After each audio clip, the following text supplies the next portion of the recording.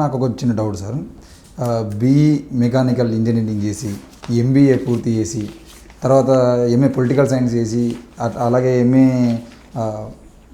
Public అడ్మినిస్ట్రేషన్లో MA చేసి తర్వాత ఒక డిప్లొమా ఇన్ కోఆపరేటివ్ మేనేజ్మెంట్లో ఒక డిప్లొమా హైయర్ డిప్లొమా చేసి 17 ఏళ్ళు మీరు డిఫెన్స్లో ఒక గొప్ప సైంటిస్ట్గా ఈ దేశమే గర్వించేటువంటి ఒక 10 మంది వ్యాక్యూమ్ సంబంధించినటువంటి సైంటిస్టులను తీస్తే అందులో మీరుండి అవన్నీ మానేసి దేశమే గర్వించేటువంటి సైంటిస్టు కేవలం ఒక మాల కులానికి నాయకునిగా ఎదగడం కోసం రాజీనామా చేసి రావడం అనేది ఏ రకంగా అర్థం చేసుకోవచ్చు? అది త్యాగం అనుకోవాలనా లేదంటే సాధారణ భాషలో మాట్లాడుకోవాలంటే నాకు ఏమైనా పిచ్చి అనుకోవాలా? నేను చెప్పాలంటే జీలా అనుకోవాలి. అదే అంటే డిఫెన్స్లో 10 మంది గొప్ప సైంటిస్టులు ఒకరు సార్ మీరు. అంటే నేను చాలాసార్లు అనుకున్నాను, రాజ్యాంగ సూత్రాలకి రాజ్యాంగంలో ఇచ్చిన రిజర్వేషన్లకి తూట్లు పడుస్తున్నప్పుడు దాని బెనిఫిషియరీగా అంబేద్కర్ వాదిగా ఈరోజు నేను షర్టు ప్యాంటు వేసుకొని టక్ చేసుకొని మీ ముందున్నా లేదా ఉద్యోగంలో మినిస్టర్ ఆఫ్ డిఫెన్స్లో ఉన్నా ఆయన భిక్షే. అంబేద్కర్కి రిజర్వేషన్ భిక్ష, లేకపోతే ఎక్కడుండేవాళ్ళం. ఆ భిక్ష ద్వారా వచ్చిన తర్వాత అలాంటి రాజ్యాంగ సూత్రాలని ఉల్లంఘించి రాబోయే నా తమ్ముళ్ళకి నా తరాలకి మొత్తానికి అన్యాయం జరుగుతున్నప్పుడు నేను బయటకు వచ్చాను. ఇప్పుడు మామూలుగా జరుగుతున్న విధానం చూసినప్పుడు ఈ రీసెంట్గా ఒకడు అన్నాడు నన్ను, ఈ మాలలు నమ్మేశాడు అని ఒకడంటే, ఒక కుర్రోడు ఇంటర్మీడియట్ నాకు తెలిసి కాలేజీలో జూనియర్ కాలేజీలో లెక్చర్గా చేస్తున్న వెంకటరావు అనే కుర్రోడు వాడు ఒక పోస్ట్ పెట్టాడు. నాకు కూడా ఆశ్చర్యం వేసింది. ఆ పోస్ట్ ఏమని పెట్టాడంటే, జూపుడు గారిని అమ్మేశారు, పార్టీలు మారాడు, ఇంక ఈ దేశంలో ఎప్పుడు మారలా పార్టీలు, జూపుడు ఒక్కడే మారాడు, ఇంకెప్పుడు మారలా. రెడ్లు మారలేదు, కమ్మోళ్ళు మారలేదు, కాపులు మారలేదు. వాళ్ళు ఇష్టం వచ్చినప్పుడు మారుకున్నా వాళ్ళు ఏమన్నారు. జూపుడు మాత్రం అక్కడే ఉండాలి, వైఎస్ఆర్ కాంగ్రెస్ అటు ఇటు పోకూడదు. నా మీద అంత అభిమానం ఉన్నందుకు వాళ్ళందరికీ కూడా ఒక నమస్కారం. వాడు ఏమని పెట్టాడు తెలుసా?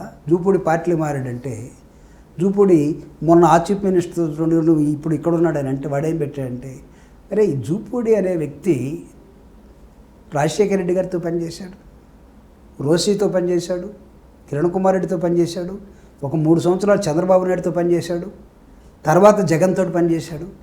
5 ముఖ్యమంత్రులతోటి జూపుడు అనే వ్యక్తి పనిచేస్తుంటే 5 ముఖ్యమంత్రులను అతను పిలిపించుకొని వాళ్ళ దగ్గర పెట్టుకుంటే ఆయన శక్తి కెపాసిటీ అంటే మీకు అర్థం కాలేదంట్లా ఒకడు పెట్టాడు ఒక లైన్. ఆ తర్వాత అన్నీ మూసుకొని కూర్చున్నారు చాలామంది, పోస్టులు పెట్టేవాళ్ళు. ఇప్పుడు నాకు జలబుట్టి నేను వచ్చాను. ఓకే, అంటే ఇప్పుడు ఏం చెప్పాలి నేను? నువ్వు అడిగిన ప్రశ్నకి ఎందుకు వచ్చావంటే ఇంకొక మీరు అడగిన దాన్ని కూడా చెప్తా. మా సోదరుడు నన్ను ఏమన్నాడు చెప్పనా, ఎమ్మెల్సీగా పోయి ఆయన కాళ్ళు పెట్టుకొని పోయాడు, నేనైతే పోలేదు. చూడి అన్ని రాజకీయ పార్టీలు ఆయనే కదా, ఆయన పోవాల్సిన అవసరం ఏముంది? అవును సార్, ఇప్పుడు మీద ఉండేటువంటి వైరల్కు సంబంధించినటువంటి ప్రశ్న అంటే అందరి కామెంట్ చేసేటువంటి కామెంట్ కూడా అదే. ఎంఆర్పిఎస్ ఉద్యమంలో మందకృష్ణ గారు తలుసుకుంటే ఏ పదవైనా ఎమ్మెల్సీ పెద్ద లెక్క కాదు, 30 ఏళ్ళ ఉద్యమంలో ఆయన ఏనాడు పదవులకు ఆశించలేదు. మాల మహానాడు పేరుతోని కార్యం శివాజీ గారు కానీ లేదంటే జూపుడి ప్రభాకర్ కానీ కేవలం వాళ్ళ వ్యక్తిగత స్వార్థం కోసం పదవులు అనిపించడం కోసమే మాల మహానాడును ఉపయోగించుకున్నారు, మా దగ్గర మీ విషయం కక్కుతూ అనేది చాలామంది మాట్లాడేటువంటి కామెంట్. దాని అసలు అంబేద్కర్ అంటే తెలియనటువంటి వాళ్ళు మూర్ఖులుగా నేను భావిస్తాను. అంబేద్కర్ అంతిమంగా ఏం చెప్పాడంటే political power is the master key అన్నాడు. ఎందుకు మందకృష్ణ మోడీ సంఖ్యలో చేరాడు? ఎందుకు మందకృష్ణ చంద్రబాబు నాయుడు గారి గుండెలు ఇలా తీస్తే మందకృష్ణ ఉంటాడు, మందకృష్ణ గారి గుండెలు ఇలా తీస్తే చంద్రబాబు నాయుడు గారు ఉంటారు. ఏం పని ఇతనికి వాళ్ళ దగ్గర? మోడీతో ఇతనికి ఏం పని? రాజశేఖర రెడ్డి గారితో ఇతనికి ఏం పని? లేకపోతే అంతకుముందున్న రాజీవ్ గాంధీతో ఏం పని? సోనియా గాంధీతో ఏం పని? అతనే చెప్తాడు కదా, నేను అన్ని పార్టీలకు సపోర్ట్ చేశాను, గెలిపించానండి. అసలు నువ్వెవడో అన్ని పార్టీలకు సపోర్ట్ చేయడానికి? దాని అర్థం ఏంటి? మీరే చెప్పారు. మీకు అర్థం కావట్లేదా? అంతిమ లక్ష్యం డాక్టర్ బాబాసాహెబ్ అంబేద్కర్ ఏమన్నాడంటే political power is the master key అన్నాడు. నువ్వు ఆ పవర్లోకి రాకుండా పవర్ ఉన్న వాడి దగ్గరికి వెళ్ళాలి, నువ్వు ఎందుకు వెళ్తున్నావు అంటే ఏంటి? దాని అర్థం ఏదో ఒకటి జరుగుతుంది కదా. ఆ జరిగిన దానికి రాజ్యసభ కావాలంటే కావచ్చు, లోక్సభ కావాలంటే కావచ్చు. ఎన్నిసార్లు నిలబడ్డాడు? ఎన్నిసార్లు డిపాజిట్ వచ్చింది? ఎందుకు రాలేదు? జూపుడి ప్రభాకర్ రావు వైఎస్ఆర్ రాజశేఖర రెడ్డి గారి ద్వారా ఎమ్మెల్సీకి వెళ్ళాడు. రాజశేఖర రెడ్డి గారి ద్వారా మందకృష్ణ గారు కూడా ఎమ్మెల్సీకి పొమ్మన్నాడు. కానీ మందకృష్ణ గారికి ఇచ్చినటువంటి ఎమ్మెల్సీని డి రాజేశ్వరరావు అనే మా నిజామాబాద్ చెందినటువంటి వ్యక్తికి అమ్ముకొని తను నేను అసెంబ్లీ కౌన్సిల్లోకి వస్తే నన్ను తంతారు కాబట్టి నేను రాలేను, డబ్బులు ఇవి నేను తీసుకుంటాను, నువ్వు వెళ్ళిపో కూర్చోమన్నాడు. అడగండి డి రాజేశ్వరరావు పిలిచి ఎప్పుడు ఇంటర్వ్యూ చేయండి, ఏం చెప్తాడు.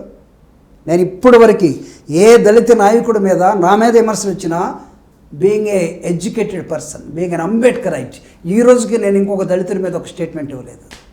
కానీ నా మీదే మురుగుతున్నప్పుడు రాజశేఖర రెడ్డి గారు ఇద్దరిని పిలిచి ఇద్దరికి ఎమ్మెల్సీలు ఇస్తాను, ఇద్దరికి మంత్రి పదవులు ఇస్తానంటే మీకు ఏం కావాలో సుప్రీంకోర్టు చేసినట్టుగా డెవలప్ చేసుకోండి అని ఆయన చెప్తే, దళితుల డెవలప్మెంట్ని వదిలేసి విచ్ఛిన్నం వైపు వెళ్ళింది అతను. దళితుల డెవలప్మెంట్ వైపు వచ్చి నేను డెమోక్రటిక్ ఇన్స్టిట్యూషన్స్ అని చెప్పబడే పార్లమెంట్ కానీ, అసెంబ్లీ కానీ, కౌన్సిల్లో ఎమ్మెల్సీగా ఉంది. నేను ఉన్నంతకాలం ఎమ్మెల్సీగా 2015 తోటి 2007 నుంచి 15 తోటి నా ఎమ్మెల్సీ అయిపోయింది. నేను ఎమ్మెల్సీ 2015 నుంచి లేను అంటే 9 సంవత్సరాల నుంచి ఐఎమ్ నాట్ అన్ ఎమ్మెల్సీ. ఈ లోపల ఇంకోటి ఏమైనా రావచ్చుగా, వచ్చాడా? నా ప్లేస్లోకి ఎవడన్నా వచ్చాడా? లేదు. ఎందుకు రాలేదు? రావాలి కదా. తను ఎందుకు రాలేదు అంటే అన్ని పార్టీల దగ్గరికి తిరిగి వసూలు చేసుకోవచ్చు, అందరినీ బెదిరియచ్చు. కానీ Jupudi Prabhakar not such type of person. I'm sorry, నా మీద స్టేట్మెంట్ ఇచ్చారు కాబట్టి 17 సంవత్సరాల తర్వాత ఈరోజు నేను మళ్ళీ మాట్లాడుతున్నాను వర్గీకరణ గురించి. After 17 years I'm talking about this classification. ఎందుకు మాట్లాడుతున్నా మా సోదరుల మీద వ్యతిరేకత కాదు, వాళ్ళు కూడా ఈక్వల్గా నష్టపోతున్నారు రేపు క్రీమీ లేయర్ తోటి. ఈ క్రీమీ లేయర్కి సమాధానం ఎవరు చెప్పాలి? ఇప్పుడు మందకృష్ణ గారు అంటారు బీసీలో ఉంది కదా. అరే బీసీలు, ఎస్సీలు, ఎస్టీలు డిఫరెంట్ అయ్యా కల్చరల్గా. వీళ్ళు అంటరాని కులాలలో వాళ్ళు ఎకనామికల్గా డెవలప్ కాలేదు. ఇంద్ర సహాని ఏం చెప్పి, ఇంద్ర సహాని కేసులో 9 జడ్జెస్ బెంచి ఎక్కడ కూడా ఎస్సీలని కూడా బీసీలాగా విడగొట్టమని చెప్పలా. నేను మీకు కావాలంటే టైం లేదు కాబట్టి మీ దగ్గర ఈ పుస్తకాలోంచి తీసి చూపిస్తాను. నేను మధ్యలో తెలిసి తెలియక చాలామంది మాట్లాడుతున్నారు, పాటలు పాడుతున్నారు, ఏ బీసీలో ఉండగా ఎస్సీలో ఏమైందని. అరే ఎస్సీస్ and BCs are totally different segments. These are untouchable, these are only financially weaker sections. వాళ్ళకి ఇచ్చారు చాలామంది, వాళ్ళని ఆంధ్రప్రదేశ్లో తప్ప మిగతా చోట్ల విడగొట్టలేదు ఏబీసీడీలుగా. భారతదేశంలో మిగతా రాష్ట్రాల్లో బీసీలని ఓబీసీలు అని పిలుస్తారు, ఓన్లీ ఆంధ్రప్రదేశ్లోనే ఏబిసిడి అని పెట్టారు. ఎందుకు పెట్టలేదు మిగతా రాష్ట్రాల్లో? సెంట్రల్ గవర్నమెంట్ పెట్టచ్చు కదా. నేను అడుగుతున్నా ఈరోజు ఛాలెంజ్ చేసి నేను మోడీ గవర్నమెంట్లో ఉన్నటువంటి ఎన్డీఏ గవర్నమెంట్లో ఉన్నటువంటి చంద్రబాబు నాయుడు గారు, వీళ్ళిద్దరు ఇప్పుడు చంద్రబాబు నాయుడు గారు చక్రం తిప్పేదశలోకి వచ్చాడుగా. ఎన్డీఏ గవర్నమెంట్ మీదే కదా, మోడీ గారు 3వ గెలిచాడు కదా. మీరిద్దరు కలిసి మాట్లాడుకునే పార్లమెంట్లో పెట్టండి ఈ బిల్లు. ఎందుకు పెట్టడం లేదు? ఒక నిమిషం సార్, ఇప్పుడు అంటే చివరిగా కేంద్రంలో ఉన్నది మోడీ, ఇప్పుడు మీరు అన్నట్టుగా సుప్రీంకోర్టు తీర్పు ఇప్పించింది కూడా మోడీ. మందకృష్ణ గారికి అండగా ఉన్న ఎలక్షన్కి ముందు మోడీ డిక్లేర్ చేశాడు, ఎలక్షన్ తర్వాత ఇది వచ్చింది. ఓకే.